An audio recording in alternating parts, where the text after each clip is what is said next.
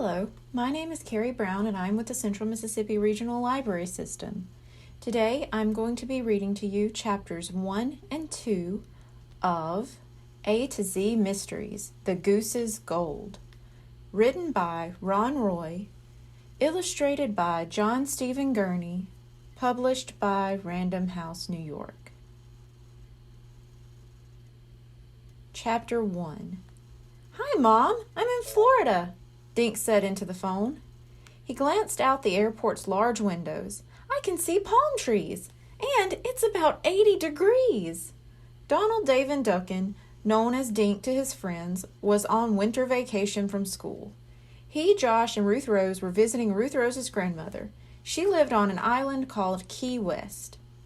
Dink's mother told him to have a wonderful time. And remember your manners. Dink grinned on the phone. What manners? Just joking, Mom. See you in a few days. Dink hung up the phone. As he bent over to pick up his backpack, he saw a pair of feet in the next booth. They were tan and in sandals. One hairy ankle had a tattoo of an eagle's head. Dink heard the man's voice. He was whispering, "Then we take the dough and split. They'll never find us." Take the dough and split? Was this guy planning a robbery? Dink wondered. He leaned toward the other booth so he could hear better. Those old cookies are loaded, the man whispered. We get in and out, then we drown the goose and disappear. Dink blinked. Loaded cookies? Drown the goose? What was going on here? Suddenly Josh snapped his fingers in front of Dink's face. Earth to Dink, he said. Come on, we have to go find my grandmother, said Ruth Rose. Dink stepped away from the phone. He peeked into the next booth, but it was empty.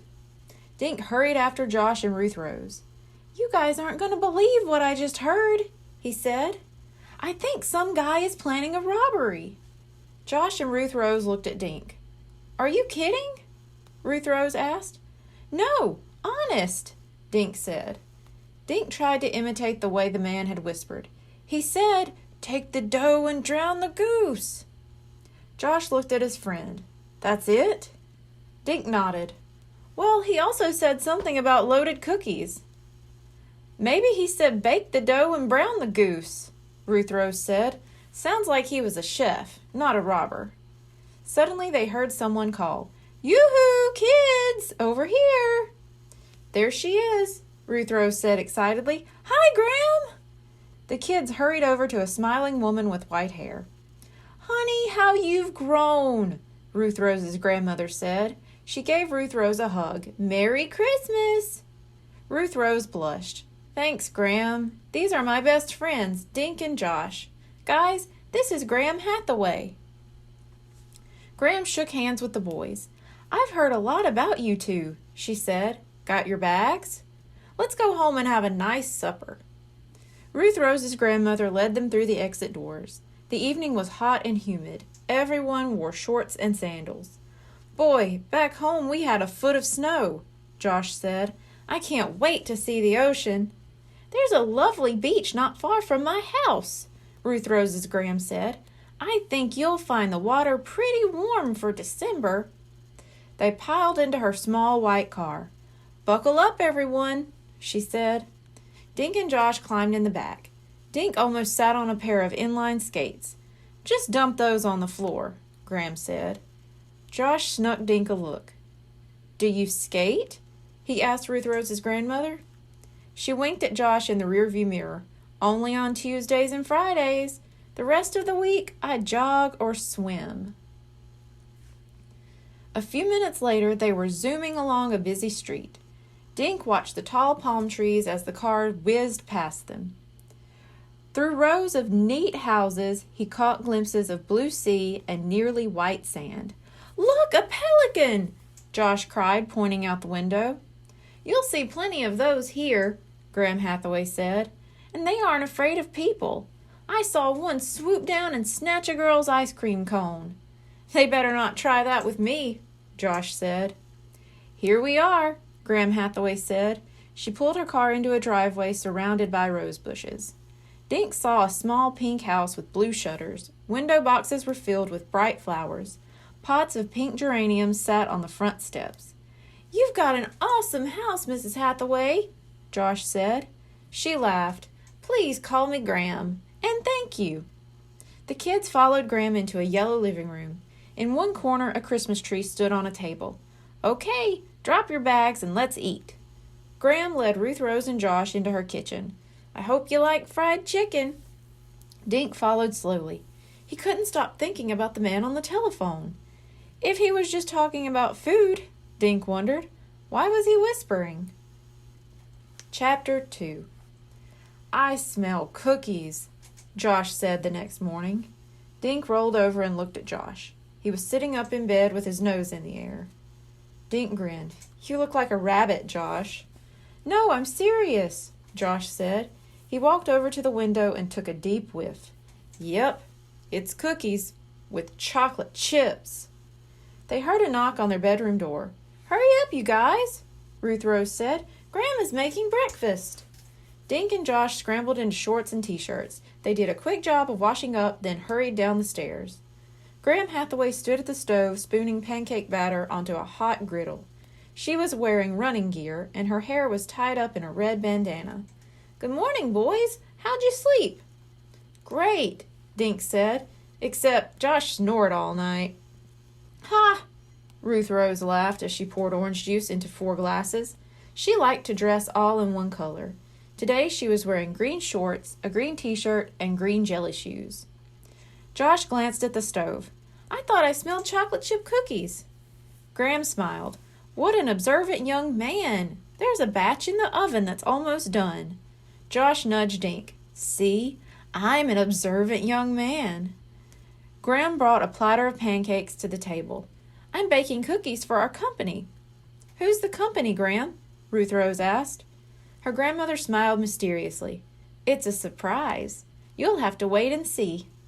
While they ate breakfast, Graham told the kids about some of the sights to see on the island. "Be sure to take a ride on the old town trolley," she said. "It scoots all over town." "How do we get to the beach?" Josh asked. "Just walk to the end of my street, then turn right," Graham said. 2 more blocks and you'll see the water." "Can we help you clean up?" Ruth Rose asked. "I'll clean up after my run," Graham replied. "You kids go have fun, and I'll see you for lunch." The kids each grabbed a warm cookie, then hurried outside. 10 minutes later, they were carrying their sneakers and wading in the ocean. Dink was looking at Guy's feet on the beach. He saw plenty of ankle tattoos, but none were eagles. From the beach, they walked up some steps to a wide concrete pier. There were benches and tables and vendors selling food and souvenirs. A man was juggling oranges and grapefruits. Big gray pelicans sat on posts waiting for tourists to feed them. "Let's go see those boats," Josh suggested, pointing toward a long wooden dock. The kids ran along the beach and crossed over to the dock. Dink saw a sign that said, "Watch for splinters and fish hooks. No bare feet." People were lined up fishing. One little girl shouted, then pulled up a silver fish the size of Dink's hand. The kids pulled on their shoes and hiked along the long deck. Boats were nestled in slips on both sides. Everywhere they looked, people were washing, polishing, or painting their boats. "I wish I had a sailboat," Josh said as they continued along the dock. "I'd live on it and sail around the world." "What about me and Dink?" Ruth Rose asked. "Oh, I'd hire you as my cook," Josh told Ruth Rose. "You could make me cookies and pizza." He nudged Dink with his hip, "And Dinkus could wash my clothes and make my bed." "Yeah, right," Dink said, "and make you walk the plank." "Listen, I hear music," Josh said. A radio stood at the end of the dock next to a man holding a paintbrush. He was painting curly gold letters on the side of a white boat. So far, he'd finished G and O. Smears of gold speckled the man's tanned fingers. He was short, but the muscles on his arms made him look like a weightlifter. Another man stood next to him, eating a muffin. He was tall and skinny with a blonde ponytail. Both men wore tank tops over baggy jeans. The skinny man nodded at the kids. "Howdy," he said. "I like your boat," said Josh. "Do you live on it?" The skinny man turned down the radio. "There are 2 beds up front," he said. "A kitchen and a bathroom, too." Dink noticed a yellow rubber dinghy strapped along one side of the boat. 2 long fishing poles were lying on the deck. "Is it a fishing boat?" Dink asked. The skinny man shook his head. "No, we're after treasure. We dive for gold." "You do?" Josh said. "Cool." The man waved his muffin out at the ocean. "There's plenty of sunken ships out there," he said, grinning. "Me and Spike here found one." The man with the paintbrush gave his friend a sharp look. "Chip, maybe these kids don't want to know our business," he said. Chip shrugged. "Just being neighborly," he said. Spike went back to his painting. "Did you find any gold yet?" Josh asked. Chip looked at Spike. "Yeah, we got some," Spike said. "Could we see it?" Ruth Rose asked. Spike thought for a minute, then handed Chip his paintbrush. "Sure, why not?" he said. "Come aboard and watch your feet." Spike climbed down some stairs to a little cabin. When he came back up, he had something shiny in his hand. "These are Spanish coins," Spike told the kids, "almost 400 years old." The kids stared at the gold coins in Spike's hand. "Pretty neat, huh?" he asked. The large gold coins gleamed in the sun. "Awesome," Josh said. Thank you. Be sure to tune in next week for chapters 3 and 4. Goodbye.